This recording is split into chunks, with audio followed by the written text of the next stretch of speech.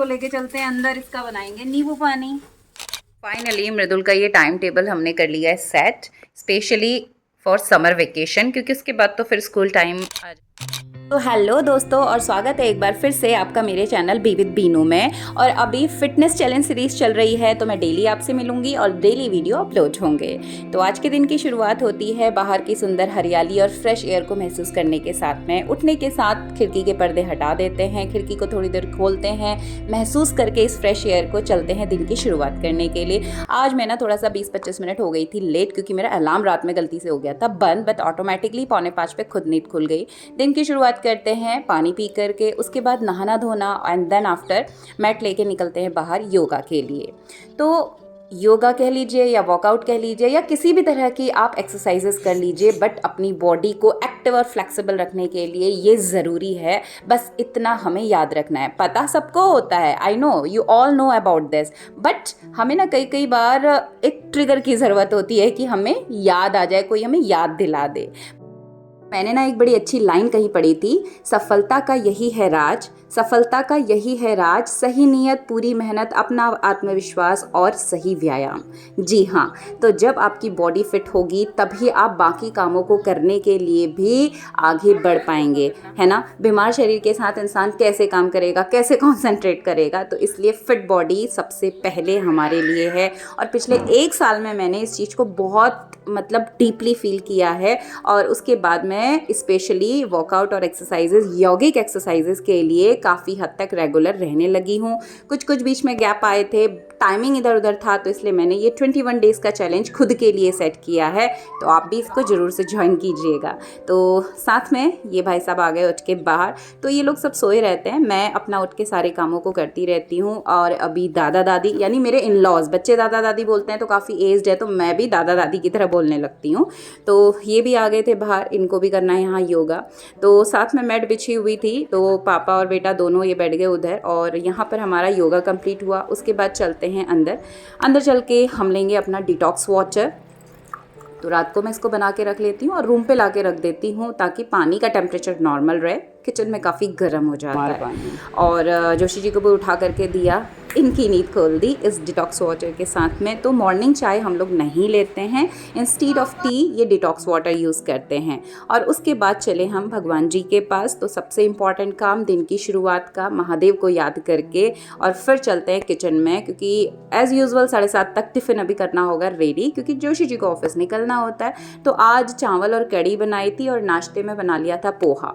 तो थोड़ा सा चावल के साथ चटनी, सैलेड, और ये हो जाएगा टिफ़िन। और नाश्ते पे है हमारा पोहा, तो टिफ़िन भी रख दिया, और ये हम कैसरोल में बंद करके रख देंगे। तो दिन का हमारा हो गया रेडी, लंच भी। तो ये मेरे ना जो बेसिक काम थे हो गए कंप्लीट। साथ में बढ़िया सी कॉफ़ी पीने का आज मन था, तो पेस्ट मैं इसका बना लेती हूँ, चीनी और कॉफ़ी को मिला के फेंट करके बढ़िया सा ये गाढ़ा पेस्ट बनता है ना, तो वाव, बहुत टेस्टी कॉफ़ी बनती है।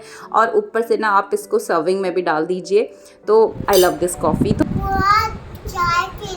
कॉफ़ी कहाँ है आपकी कॉफ़ी?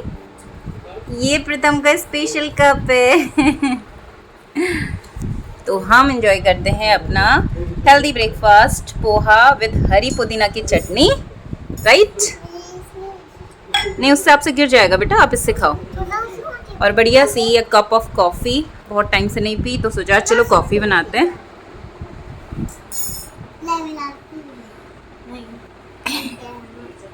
तो देखिए, समर वेकेशन बस 1 जून का ही होता है, बाकी तो 11 महीने स्कूल जाना है। और 7 to 7:30 के बीच में वो कुछ ना कुछ ब्रेकफास्ट करते हैं। तो इसलिए ब्रेकफास्ट की टाइमिंग 8 or 8:30 ज़्यादा से ज़्यादा इसके ऊपर नहीं होनी चाहिए। तो मेरा 8 बजे तक ब्रेकफास्ट का काम निपट जाता है, क्योंकि वैसे भी जोशी जी को ऑफिस निकलना है। तो मैक्सिमम काम, किचन क्लीनिंग सब कुछ करके आ गए हम बैकयार्ड में। पौधों को देना था पानी और कुछ क्लीनिंग। पिछले साल इसमें बस 2-3 नींबू लगे थे, अभी पेड़ काफ़ी बड़ा हो गया और इसमें इस बार काफ़ी फल आए हैं। बढ़िया से कागजी नींबू, और ये वाला रसीला भी हो चुका है। इसको लेके चलते हैं अंदर, इसका बनाएंगे नींबू पानी। ये लो प्रथम, कैच कैच, चलो। तो ये सब तो रूटीन वाले वर्क हैं जो डेली बेसिस पे होने होते हैं, सफाई, नाश्ता, धुलाई, पानी, है ना। तो इसके बाद पर्टिकुलर हर डे का कोई ना कोई एक टारगेट मैं रखती हूँ, बच्चों के साथ अपना काम या घर का कोई काम। तो अभी आज का टारगेट था, बहुत दिनों से मनु का जो टाइम शेड्यूल है वो फॉर्म होना था। तो रफली कागज़ में 5-6 दिन पहले ही बना चुके थे, बट इसको प्रॉपरली फेयर हम नहीं कर पा रहे थे। तो आज हमने टारगेट किया था कि इसको हम अच्छे से तैयार कर लेंगे। तो एक पेपर शीट लेकर के प्रॉपरली हमने इसको प्लान किया, प्रॉपरली इसमें अलग टाइमिंग मेंशन करके, एक्टिविटी मेंशन करके। और ये आइडिया ना मृदुल का ही था कि मम्मी ऐसे करते हैं। तो रफली मृदुल ने बनाया, उसके बाद फेयर करने में बच्चा उससे हो नहीं पाता, तो मैंने उसके साथ ये काम उसका करवा दिया। और फाइनली ये अच्छा सा समर वेकेशन वाला टाइम टेबल हो जाता है हमारा रेडी। तो ये स्पेशली फॉर समर वेकेशन के लिए है, क्योंकि उसके बाद तो जो मॉर्निंग वाला टाइम है नून तक स्कूल में जाएगा, बट अभी पूरा 1 महीना हमारे पास है, तो हमने इसको प्रॉपर प्लान कर लिया। तो यहाँ पर हमने डिवाइड कर लिया है इवनिंग और नाइट का कंबाइंड, प्लस नून टाइम और प्लस मॉर्निंग टाइम। तो 3 फेज़ हमने बना लिए डे के। और इधर पे हमने टाइमिंग मेंशन कर ली जाएगा। ब्रेकफास्ट टाइम 8:39, उसके बाद 9 to 11, 9 to 10 एंड 10 to 11, ये हमारा रहेगा 2 आवर्स एग्जैक्टली फिक्स्ड है, right. This 2 hours fix for homework and learn new things. तो जो भी होम असाइनमेंट्स मिले हुए हैं, तो कुछ कुछ अलग अलग एक्टिविटी है, रिटर्न वर्क है, डेकोरेटिव वे में करना है, तो वो टाइम लगा करके, और उसके अलावा फिर उसी हाफ एन और 1 आवर अपना कंप्लीट करके यहाँ पर समथिंग न्यू यानी इंसाइक्लोपीडिया ले करके। और मन्नू ने एक हॉबी क्रिएट की कि इसको कौन सी लैंग्वेज सीखनी है, जापानीज़ लैंग्वेज के। जैसे कुछ वर्ड्स बताओ मुझे, क्या कहते हैं? जैसे पानी को मीजू, ग्रीन टी को ओचा, और नमस्ते को क्या कहते हैं? नमस्ते कोनिचिवा, और फिर कोनिची को कोनिचिवा। तो इसको स्पेशली पता नहीं जापान के साथ ज़्यादा प्यार है।